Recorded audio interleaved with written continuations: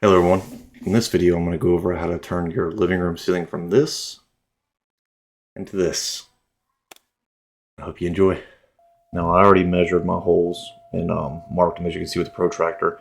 To me this is the most important part because if they're out of alignment they're going to look like crap no matter how cool they are. Now I'm going to test it after I cut the first hole because I want to make sure that the lines and markings I made were correct. I don't want to cut 4 and they all be wrong. I'd rather just cut 1 and it'd be wrong. But as you're about to see, it fits nice and snug, so just kind of move it around in there until it fits into place. And now that we've confirmed that that hole in the cut was right, we're going to go ahead and cut the other 3. And of course I'm going to speed this up. I would carry a bucket or something like I have, just something to keep it from falling over the floor. You're still going to make a little bit of a mess, but you can minimize it if you try.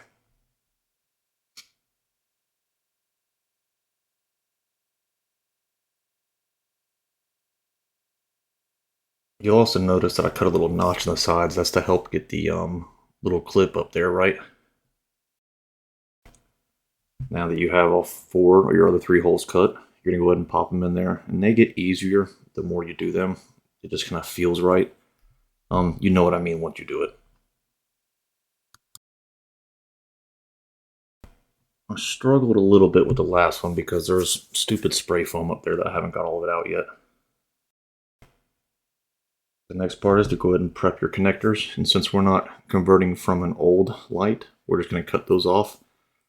And I ended up not using those spring connectors that you see on the table. I ended up using wire nuts instead. Now let's jump to the attic. So now what we need to do is we need to start connecting all these connectors to the actual lights. But first, I need to run some romex from up there to get to what I consider my second floor lighting circuit.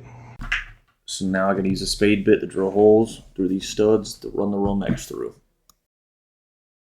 And no, it doesn't need to be 12 gauge, but in my case it does. I have 120 amp circuit that I'm wanting to use on all my lights for upstairs. So in order for it to be that 20 amp circuit, you have to use 12 gauge wire. So that's why I'm using 12 gauge romex. So now I'm going to begin feeding that 12 gauge romex down the wall for the holes that I drilled a moment ago.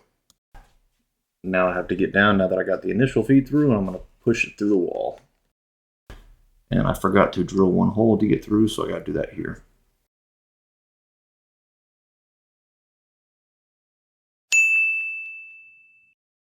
The gray wire from the connector goes into the white, which is the neutral, and then the black goes to the black, which is the hot. I should also note that I went back and put these in a junction box. Now we're going to strip the jacket of the romex, and then we will be trimming the wire to length, and then we'll be stripping the ends off for the wire nut connections. You'll notice here that I'm picking up all the trash because even though I still gotta rip all this, shave all this spray foam stuff out, I still like to pick up all the trash as I go. As you can see as I zoomed in right here, that's the connector earlier where we cut the lamp fitting off.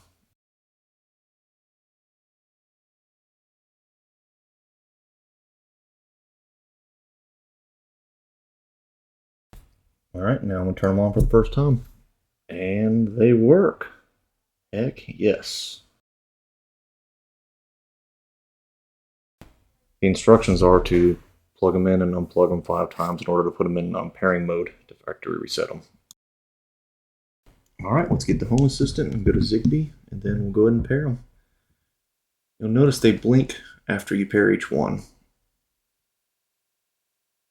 Now we're going to go ahead and go to Home Assistant. We're going to rename them and recreate the entity IDs. So you're going to go to Zigbee and the devices, and there's the 4 I'm going to be renaming because you see the default names are useless to me. That's just a test to make sure they're working. Now go ahead and name them whatever you want to name them. I'm going to name mine living room, front left, front right, back left, back right. But you name them whatever you want to name them, whatever makes sense for you. To me, it's important to recreate the entity IDs. That way you don't have to manually rename the actual entities. And now I'm doing the rest of them. But I'm going to go ahead and speed through that because it's boring. And now for the fun part. We're about to be able to play with them. I tied them to Alexa. Alexa, turn the can lights red. Alexa, turn the can lights blue. Alexa, turn the can lights off. And now my biggest fan's turn to play with them. Alexa, turn the can lights normal. This is something I actually didn't notice until after, but apparently on the dongle itself, and I'm still fairly new to Zigbee, it actually created a group automatically that I didn't even know it did it. And there's also this color loop effect. So make sure you go look at that. Thank you for watching. I really hope you enjoyed this, and if there's anything else you want to cover, just let me know down in the comments. I am really trying hard to get this YouTube thing going. Thanks. Like and subscribe. Like and subscribe.